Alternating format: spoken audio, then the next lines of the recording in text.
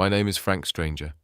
In the next 20 minutes, I will present a single focused claim that parts of the Voynich Manuscript form a structured and repeatable visual system. Please evaluate what I show using 3 criteria: repeated structure across pages, consistent counting aligned with biological timing, and internal coherence as one system. I will not argue from the text.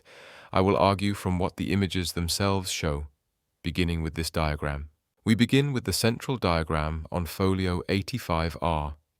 Here we see a sun figure surrounded by a closed blue circulation. This center functions as the structural point of reference for the entire composition, not as decoration, but as the anchor of the cycle that unfolds around it. The first structure outside the center is a closed ring composed of 10 identical oval forms. They are evenly distributed, repeated without variation, and clearly separated from one another. Each unit is enclosed by a continuous, shared boundary, marking them as a single phase rather than isolated symbols. This is a counting structure, 10 repeated steps that together form the first part of the cycle. The ring is both delimited and protected, and its uniformity is essential. None of the 10 elements is emphasized or diminished. This points to a systematic division into equal intervals before the diagram proceeds to the next ring. Each unit is enclosed by a continuous outer boundary. Together, they form a single repeated structure within the ring. We now move outward to the next ring. This ring forms an independent structural layer organized in relation to the inner elements. The focus here is structure and recurring patterns, not interpretation. Along the outermost ring, a series of small uniform markers is repeated around the entire circumference. They are systematically placed and follow the segmentation of the ring, making them suitable for both counting and comparison. Their function is addressed later. At this stage, only their regularity and placement are noted. At this position on the ring, a localized element deviates in form from the surrounding segments. It remains part of the same structural layer, but marks a break in an otherwise regular pattern. Finally, the perimeter of the ring is not a perfect circle. It has 5 clearly defined lobes, 5 repeated protrusions, evenly distributed around the outer edge. I treat these lobes as reference points that help orient the diagram and divide the perimeter into meaningful segments. At this stage, they are purely form markers. Around the ring, 4 female figures are placed with clear symmetry at the cardinal positions. At 12 o'clock at the top, at 3 o'clock to the right, at 6 o'clock at the bottom, and at 9 o'clock to the left. They are not incidental decoration. They serve as structural anchors that orient the diagram and divide it into 4 coherent quarters. For now, this remains a purely structural observation. At the outer boundary, 4 large feather-like structures appear at the diagonal positions. They are highly symmetrical in placement, yet they are not oriented in the same direction. This difference in orientation is unlikely to be decorative. It functions as directional information. The forms suggest a controlled, patterned motion, not a single linear push, but a coordinated movement within a bounded system. For now, I describe only what is visually present: repeated structures, paired asymmetry, and clear directionality. At this stage, the observation itself is the result. The outermost ring forms the final boundary of the diagram, carrying a continuous text band around the entire structure. When the inner text ring is included, the same type of local marker appears in both rings. This suggests a shared orienting function, a consistent structural cue linking the inner and outer text bands without fixing a definite start point. Now that the structure of the diagram has been established, we can ask what kind of process would require this type of repeated timing and phase structure. One possible reading is that the diagram models a biological cycle, aligning closely with the female reproductive cycle. The sun at the center functions as a timing reference. The first ring of 10 repeated units suggests a staged early interval, and the 4 women act as phase anchors, dividing the cycle into 4 comparable segments. What follows is not a claim of decipherment, but a structural hypothesis grounded in repeated visual constraints. The sun at the center can be read as a timing reference. In biology, light is a primary timekeeper. It entrains daily rhythms that interact with reproductive hormones.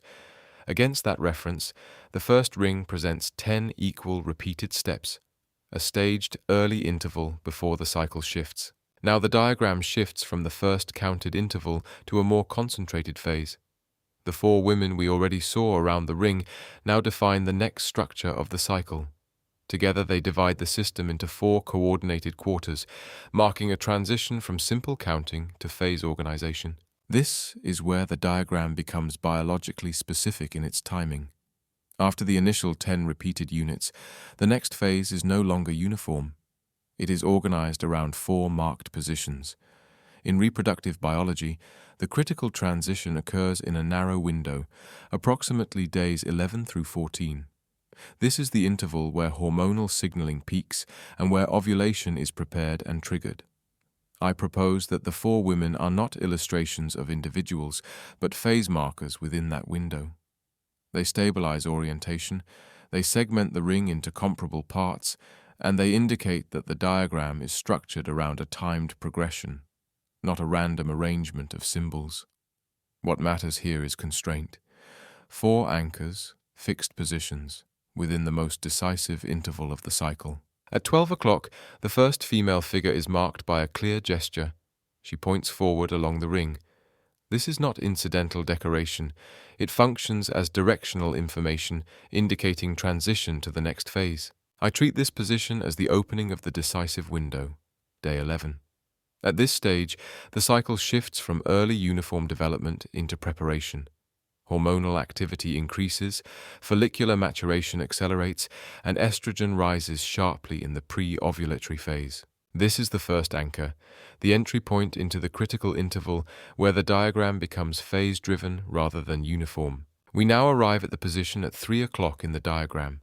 This position corresponds to day 12 of the cycle. It is not an arbitrary placement. It marks a transition point where the system shifts from cyclical preparation into active movement. The figure is positioned at a narrowing in the structure, a passage rather than a static field. This suggests that a structural change is underway. At this position, the structure beneath the figure divides into 2 distinct bulges. These are not incidental curves. They are placed symmetrically on either side of the woman's position. Visually, they mark a bifurcation, a point where 1 becomes 2. Here, the system changes character, from a single continuous pathway into a divided process. In biological terms, this could be consistent with the onset of a first cell division following fertilization. The woman holds a small, round object in her raised hand. The form is compact, enclosed, and clearly bounded. It can be read as an egg-like unit, a single, intact structure. In biological terms, this position would be consistent with the period shortly after ovulation when the egg has entered the fallopian tube and begins its passage. If fertilization has occurred, the process is no longer cyclical, it becomes directional. As the image changes, I use a modern biological illustration as a comparison. The point is not identity, but structural consistency, one enclosed unit receiving a second element. Read this way: the diagram shifts from a closed cycle to a directed event, from potential to process. This remains a structural hypothesis, testable against the same constraints already established in the manuscript. We now move to the woman positioned at 6 o'clock, corresponding structurally to day 13 of the cycle. Here, a shift occurs in color, form, and function. The preceding figures were dominated by blue tones. At this point, green hues appear, suggesting that the system has changed regulatory state, not in direction, but in internal control. In biological terms, this phase can be read as transitional. The process no longer emphasizes openness and branching, but internal stabilization within a single structure. Beneath the woman, only one bulge is visible. This indicates activity unfolding within a unified compartment, rather than parallel pathways. The woman pours 4 rings into the position she occupies. Structurally, this location aligns with the egg unit itself. The 4 rings are not separate moving entities, but a single structure undergoing internal duplication, from 2 to 4. In modern embryological terms, this would be consistent with continued cleavage after the first division. 2 become 4, without displacement or implantation. The yellow elements reinforce this interpretation. Throughout the manuscript, yellow appears in connection with internal activity and transformation, not outward progression, but inner reconfiguration. Woman 6 therefore marks stabilization rather than direction, a phase in which development remains contained within the system. We now reach Woman 9, positioned at the transition between two bulges, structurally corresponding to day 14 of the cycle. Here, the tempo shifts. Where the preceding phase emphasized internal development and containment, this position introduces a visible change in dynamic. The woman stands between two bulges rather than above a single unified form. This can be read as a transitional threshold, a point at which the system is no longer fully enclosed, but oriented toward transfer. Her body returns to predominantly blue tones, suggesting a renewed emphasis on movement and transport following the prior phase of internal stabilization. In her hand, she holds a small yellow element, captured in the act of being thrown. Yellow here appears not as stabilization, but as concentrated activation. What is thrown is not the figure herself, but the outcome of the preceding development. Structurally, this moment can be understood as the release of what had previously been contained and regulated.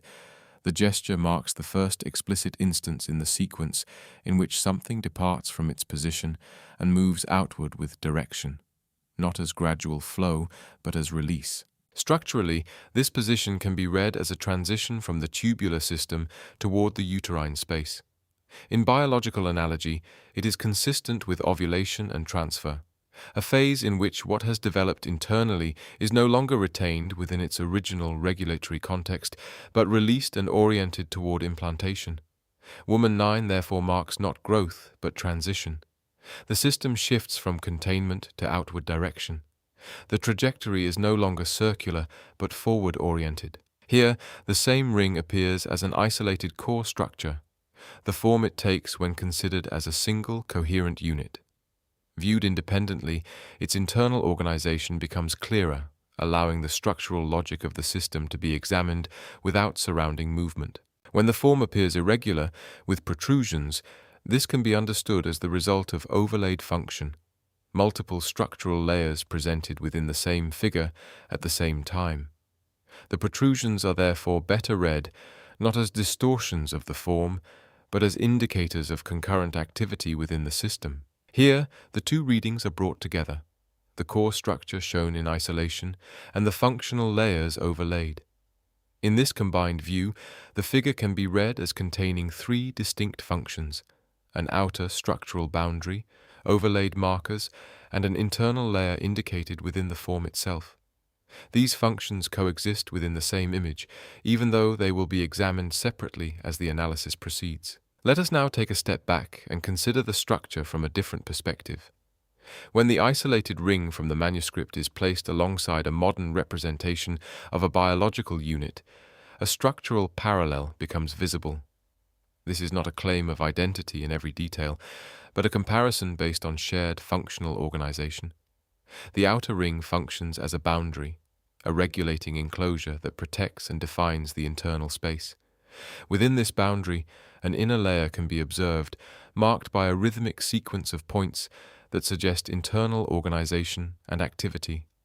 Above this, slightly offset from the center, a small, clearly delimited structure appears. It is not part of the ring itself, yet it remains functionally related to it. Taken together, the image can be read as expressing multiple simultaneous layers: an outer structural boundary, an internally organized zone, and a specialized component positioned within the system.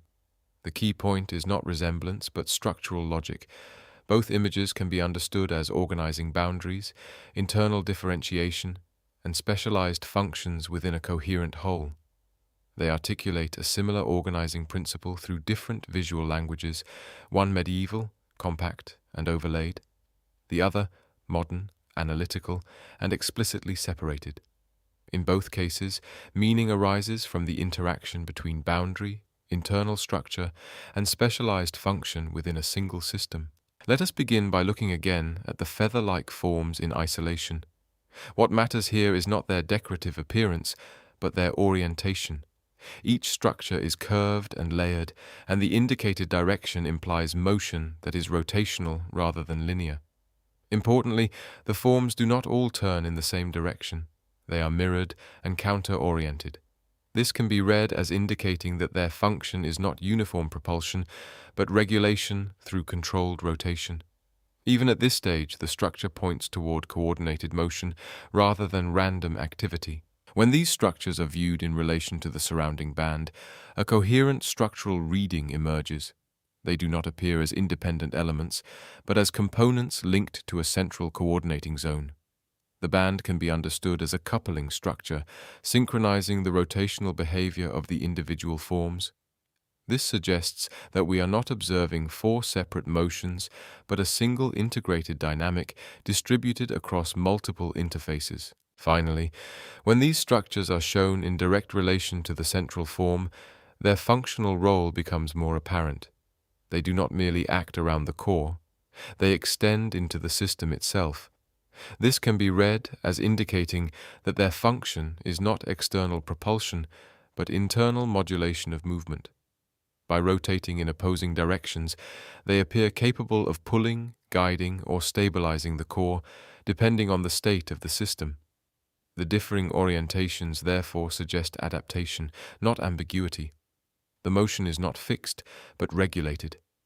Taken together, these images describe a coherent functional principle. Directional rotation, coordinated through a central structure, acting directly upon the core. The emphasis is not anatomical detail, but systemic control. If the cyclic model we have followed is valid, the innermost ring becomes a critical focal point. It is the most text-dense and structurally stable element in the composition. It encircles the sun, positioned within the blue rotational field already associated with regulation and activation. The surrounding text is clearly segmented. The divisions are regular and bounded. This suggests sequence rather than ornament, a defined phase within a larger cycle. For that reason, this ring is methodologically significant. It is visually anchored, contextually constrained, and directly linked to the central figure. If even a small number of terms in this zone align with cyclical or regulatory language, those readings can be tested against the structural framework already established. This is not a claim of decipherment, but a proposal of a constrained, testable hypothesis. If the inner ring provides a constrained reading zone, the outer ring can be understood as the structural continuation of the cycle. It carries the sequence forward across the wider system. It should not be read as marginal decoration, but as the perimeter through which the cycle is articulated in full. Seen in context, the ring is not free-floating text, it is anchored to specific functional regions. That anchoring matters because it constrains the range of interpretations the text can reasonably support. And the same structural constraint appears again in the quadrant scenes. Each woman is positioned beneath a tightly localized block of text. If these positions are read as corresponding to distinct days within a sequence, then each text field becomes context-limited, making it a more tractable starting point for identifying repeated terms and testing potential meanings without making any claim of decipherment. This is how the cycle is represented today. The phases, transitions, and directional shift mirror the structural sequence we have identified in the manuscript. The principle is the same. Only the visual language differs. What appears in the manuscript as symbolic forms and compressed structures is now expressed through analytical diagrams and biological terminology. Across the centuries, the representation has changed, but the underlying organization of the process remains recognizable. Before closing, I would like to briefly explain the perspective behind this approach. Because I have lived with dyslexia all my life, I have relied primarily on visual reasoning rather than dense written language. That has led me to notice structure, repetition, and spatial organization before attempting linguistic interpretation. This is the perspective I brought to the Voynich Manuscript, treating its diagrams as organized visual systems that can be described, counted, and compared across pages. What I have presented is therefore best understood as a working hypothesis, and an invitation to dialogue between textual and visual approaches to the manuscript. Thank you.